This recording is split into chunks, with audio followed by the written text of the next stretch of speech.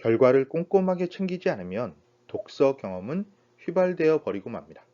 이번 마지막 파트에서는 독서 이후 금방 날아가 버리는 경험을 남겨놓는 방법에 대해 살펴보겠습니다. 독서 경험을 남기는 가장 좋은 방법은 기록하는 것, 즉 독서 노트입니다. 간혹 책을 지나치게 숭배해서 아무런 흔적을 남기지 않으려는 사람이 있어요. 하지만 그래서야 책을 내 것으로 만들 수 없습니다. 책은 깨끗하게 읽지 마세요. 밑줄을 긋고 메모하세요. 그래야 그 책의 주요 내용을 파악하기 쉽습니다. 도서관에서 대출한 책이라면 이럴 수가 없으니 포스트잇 등으로 체크를 해두고 나중에 해당 부분들만 모아서 정리해도 좋겠어요. 제가 애용하는 방법입니다. 앞서 이야기한 것처럼 평점과 감상을 정리해두면 그 자체가 좋은 자산이 되고요. 이와 관련해서 몇 가지 방법을 더 제시하겠습니다. 먼저 1책 1문장 찾기입니다. 이 방법에서 가장 중요한 건 과욕은 금물이라는 사실입니다. 큰 성공을 노리지 말고 작은 성공을 누적하는 편이 더 쉽습니다. 그러니까 책을 읽으면서 한 줄이라도 의미 있는 문장을 찾아봅시다. 정 찾을 수가 없다면 한 줄이라도 비판할 문장을 찾아보세요. 그리고 그에 대한 자기 생각을 적어봅시다. 어떤 부분을 의미 있다고 생각하는지, 아니면 어떤 이유로 비판하고 싶은지, 그런 문장이 쌓이고 쌓이면 큰 도움이 됩니다. 다음은 질문하기입니다. 책을 읽다 모르는 내용이 나오죠? 너무 많은 내용을 찾으려고 하면 독서 진도가 나가지 않으니까 2개 혹은 3개 이내만 정해서 찾아봅시다. 그런데 너무 작은 문제에 집착하면 공부를 해도 의미 찾기가 어렵습니다. 부분보다 맥락에 더 집중하세요. 그리고 책을 읽을 때는 끊임없이 의심하라는 것 잊지 마시기 바랍니다. 책은 결코 완벽할 수 없으니까요. 꾸준하게 질문을 제기하되 그 책에서만 답을 찾으려고 하지 말고 일단 공부를 한 뒤에 또 다른 책을 공부하면서 자연스럽게 내용을 확인하는 방법이 좋겠습니다. 독서 노트와 관련된 마지막 내용은 습관 만들기입니다. 욕심을 줄이고 꾸준하게 반복하세요. 어떤 시기냐가 중요한 게 아니라 우선 습관을 만드는 것이 더 중요합니다. 그러니 가장 손쉬운 방법을 선택하세요. 메모를 남겨도 좋고 다이어리를 써도 좋고 블로그를 활용하거나 북스타그램 등의 SNS, 북튜버로 활동하는 것도 좋습니다. 핵심은 자기가 손쉽게 할 수 있는 활동을 선택하라는 것입니다. 아울러 한꺼번에 잘할 생각을 하지 말고 차근차근 꾸준히 수준을 높여가세요. 습관이 만들어지기 전에는 기록을 길게 남기는 것이 어렵습니다. 그럴 때는 우선 140글자 정도만 쓰세요. 이 정도 분량이면 트위터나 인스타그램에 올리기 충분합니다. 이를 한 달 정도 계속한 뒤에는 기록을 300글자로 늘리고 다시 한 달을 반복한 뒤에는 500글자로 늘립니다. 이 정도면 트위터로 올리기는 좀 부담스럽고 인스타그램 정도에 올릴 수 있겠네요. 그리고 이를 한 달 혹은 2달 정도 반복하고 어느 정도 습관이 잡혔다 싶을 때 1000글자로 작성합니다. 이러면 짧은 감상문 수준이 되지요.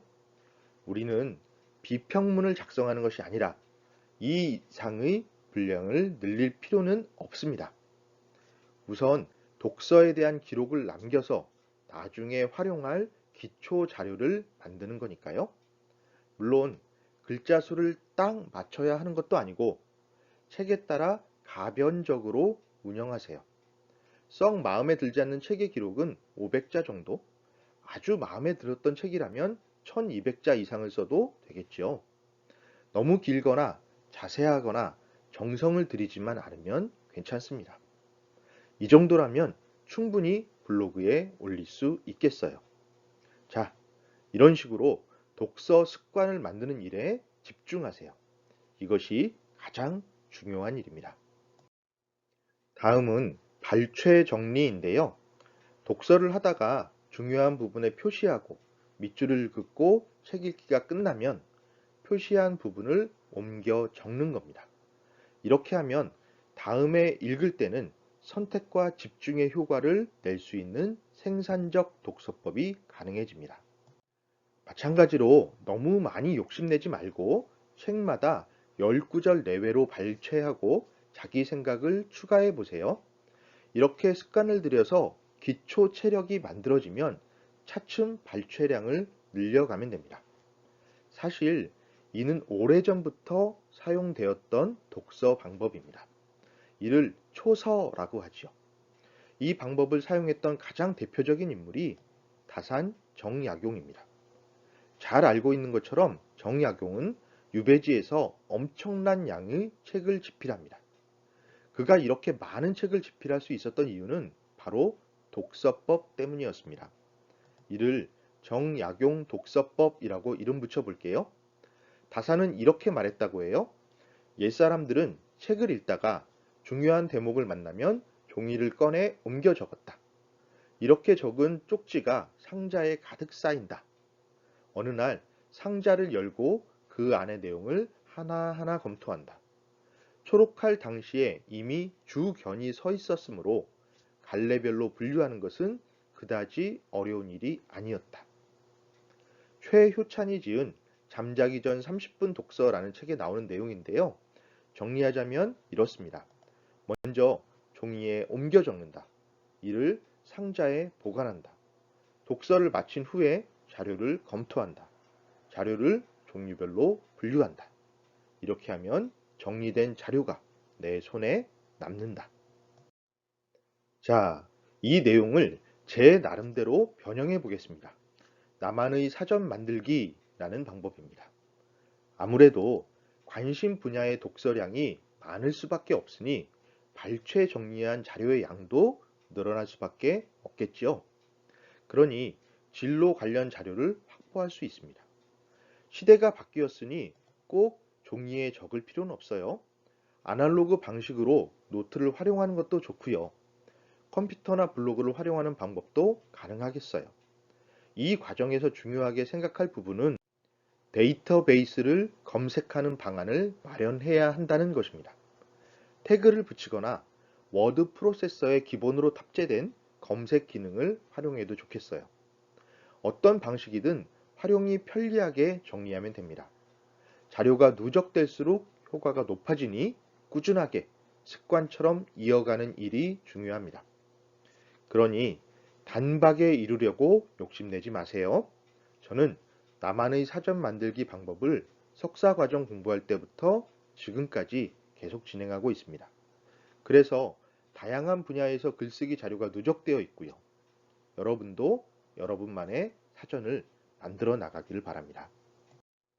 지금까지가 개인적인 독서 활동이라면 이제부터는 다른 사람과 소통하는 독서 활동을 살펴봅시다. 특히 제가 강조하는 방법은 독서 모임입니다. 몇 번 말씀드렸던 모토 기억하시죠? 골방에서 공부하고 광장에서 교류한다. 이를 독서에 적용하면 바로 독서 모임입니다. 모임을 하면 의무감이 부여되어서 약간의 강제 독서 효과를 볼 수 있어요. 또 다른 사람의 시각을 함께 살펴볼 수 있으니 시야를 확장하는 효과도 얻을 수 있죠. 그리고 함께 논의하는 과정에서 앞으로 여러분이 일을 할 때 필수적으로 요구되는 커뮤니케이션 능력도 함께 향상할 수 있겠습니다. 독서 모임의 몇 가지 사례를 살펴볼까요? 출판사 민음사에서 운영하는 독서 모임도 있고요. 교보문고에서는 독서 모임과 독자를 매칭하는 서비스를 제공하기도 하고요. 적지 않은 회비를 내야 하는데도 인기를 얻고 있는 유료 독서 모임 트레바리도 주목받고 있죠. 또 학교에서 운영하는 독서 클럽도 있으니까 이 활동 역시 관심을 가지고 참여하기 바랍니다. 여러분이 모임을 구성하고 운영하는 방법을 고민한 뒤에 도움이 필요하다면 교수님들께 요청해 주시고요. 그런데 독서 모임을 꼭 대면 만나서 진행할 필요는 없겠지요. 요즘 상황에 맞춰서 모임 방법을 더 모색할 필요가 있겠습니다. 웹 독서 모임도 좋은 방법이에요. 가장 손쉬운 것은 다독가를 주변에 두는 겁니다. 블로그와 SNS를 활용해서 책을 많이 읽는 사람들과 친구를 맺는 방법이에요. 그러면 좋은 책을 소개받을 수 있죠. 또 우리가 스스로 책을 소개하는 방법도 가능하겠습니다. 나아가 같은 책을 읽고 독서 감상 교류하기 방법 등도 가능하겠어요. 특히 혼자서는 읽기 어려운 분야의 책을 읽을 때 효과가 큽니다. 진로 관련 독서를 진행할 때도 비슷한 관심을 가진 사람들끼리 모여서 함께 책을 읽으면 더 효과를 볼 수 있겠고요. 책을 통한 소통의 방법을 더 구체적인 아이디어로 만들어 봅시다. 기본은 독서 노트로 블로그를 활용하는 방법입니다. 블로그는 보관, 검색, 교류에 더 용이해요. 멀티미디어를 활용하고 관련된 자료를 링크하기에도 편리하고요. 또 광고와 연동시키면 약간의 경제적 효과를 기대할 수도 있겠습니다. 물론 아주 조금이지만요. 그래도 어차피 해야 할 공부이고 독서인데 글을 통해서 약간이라도 푼돈이 생기는 일이 나쁘진 않겠죠. 무엇보다 우리의 독서 역량을 객관화시키는 자료로 활용할 수 있고요. 다른 방법도 생각해 봅시다. 우선 북스타그램, 백북이라고 이름 붙여봤어요. 100일 동안 독서를 이어가고 100개의 문장을 인스타그램, 페이스북, 트위터 등에 추천하는 챌린지입니다. 동감한 분들은 함께 진행해 주시면 좋겠습니다. 다만 챌린지를 진행할 때 주의할 부분이 있는데요. 저작권 문제입니다. 표지 촬영은 가능하지만 책 본문을 촬영해서 올리면 위험할 수도 있습니다. 물론 저작권자의 대부분은 자기들 책을 홍보해 준다고 생각하기 때문에 문제를 제기하지는 않아요. 그래도 가능한 최소한의 노출을 하는 편이 안전합니다. 페이지 전체를 올리기보다는 해당 문장만 클로즈업해서 촬영하는 편이 좋겠어요. 더 좋은 방법은 촬영을 하지 말고 자기의 노력을 추가하는 편이 좋습니다. 전에 이야기했던 달걀과 계란 프라이의 사례 기억하지요? 원재료는 값싸지만 거기에 노력이 더해지면 가치가 확 올라갑니다. 그러니 자신의 노력을 더하는 방법을 모색하세요. 손글씨로 필사하거나 책 문장에 자기 생각을 추가하는 방법을 추천합니다. 북튜브도 아이디어로 제안합니다. 개인도 가능하고 소모임도 모두 가능하겠어요. 개인 북튜브라면 블로그 독서 노트와 비슷하겠고 소모임 북튜브라면 웹 독서 모임과 유사하겠죠. 영상 콘텐츠 만들기가 다소 부담스럽다면 독서 팟캐스트를 운영하는 방법도 가능하겠습니다. 혼자 혹은 팀을 구성해서 독서 감상을 서로 이야기하는 것인데요. 여기에 한 가지 아이디어를 더할게요. 최근 인터넷 서점에서 북튜브 양성 프로그램이 나오고 있습니다. 대표적인 것이 알라딘의 알라디너 TV인데요. 이런 사례의 내용을 잘 확인해 보면 유튜브 지원책을 포함하고 있으니 도움을 받을 수 있을 겁니다. 김겨울의 겨울 서점처럼 취미 삼아 시작한 북튜버 활동이 직업이 될 수도 있겠지요. 팟캐스트 쪽에서도 잘 운영되면 가수 요조와 소설가 장강명의 책 이게 뭐라고처럼 출판사의 지원을 받을 수도 있겠어요. 네이버에서 운영하는 오디오 클립도 주목을 받고 있습니다. 월간 정여울 같은 사례가 있으니 참고하면 좋겠습니다. 자, 마무리하겠습니다. 이제는 익숙해졌겠지만 우리 강의의 모토는 혼자 고민하지 말아요. 함께 고민합시다입니다. 진로를 모색하는 일은 쉽지 않지만 우리는 서로에게 힘이 될 수 있어요. 저는 그렇게 믿고 있습니다. 다만 그렇게 되기 위해서는 무엇보다 스스로가 자기 진로를 열심히 모색하고 준비하는 일이 우선되어야겠죠. 먼저 노력하지 않았는데 다른 사람이 어떻게 도움을 줄 수 있겠습니까? 그러니 각자의 길을 걸어가야 하는 여러분, 부디 힘들다고 포기하지 마시고 뚜벅뚜벅 걸어가시기를 바랍니다. 그러다 힘들고 지칠 때 잠깐 주변을 둘러보세요. 여러분 곁에는 여러분을 도와주려는 사람들이 많이 있습니다. 그러니 혼자 고민하지 말아요. 저와 함께, 교수님들과 함께, 우리 함께 고민합시다. 우리는 분명히 길을 찾을 수 있다고 믿습니다. 그동안 수업 듣느라 고생 많았습니다.